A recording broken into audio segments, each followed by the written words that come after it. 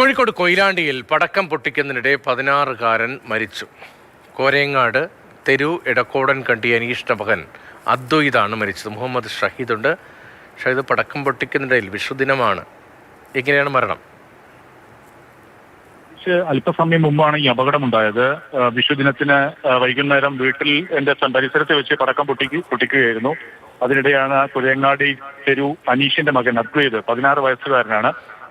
അദ്ദേഹത്തിന് സമീപത്ത് വെച്ച് തന്നെ പടക്കം പൊട്ടിയെന്നാണ് മനസ്സിലാക്കാൻ സാധിക്കുന്നത്. അങ്ങനെയാണ് അപകടമുണ്ടായത്. ദേഹത്ത് പൊള്ളലേറ്റു, വലിയ തോതിൽ അങ്ങനെ മരണം സംഭവിച്ചു എന്നുള്ളതാണ്. അല്പസമയം മുമ്പാണ് ഈ സംഭവം ഉണ്ടായത്. പരിസരത്ത് സുഹൃത്തുക്കളും മറ്റ് ബന്ധുക്കളും ഒക്കെ ഉണ്ടായിരുന്നു എന്നാണ് നമുക്ക് പ്രാഥമികമായി മനസ്സിലാക്കാൻ സാധിക്കുന്നത്. അതിനിടെയാണ് അപകടമുണ്ടായത്. ഏതു തരത്തിലുള്ള പടക്കമാണ് പൊട്ടിച്ചത് എന്നുള്ള കാര്യങ്ങളൊക്കെ ഇനി അറിയേണ്ടിയിരിക്കുന്നുണ്ട്. ഏതായാലും വിഷുദിനത്തിന് അന്ന് വലിയ ദാരുണമായൊരു സംഭവമാണ് കൊയിലാണ്ടിയിൽ ഉണ്ടായിരിക്കുന്നത്. ഭക്ഷണമൊക്കെ സദ്യയൊക്കെ കഴിഞ്ഞ് വൈകുന്നേരം സുഹൃത്തുക്കളോടും ബന്ധുക്കളോടും ഒപ്പം ഈ ആഘോഷം നടക്കുന്നതിനിടെയാണ് പടക്കം പൊട്ടി ഇങ്ങനെ അപകട മരണം സംഭവിച്ചിരിക്കുന്നത്. 16 വയസ്സ് മാത്രം പ്രായമുള്ളൊരു കുട്ടിയാണ് മരിച്ചത്.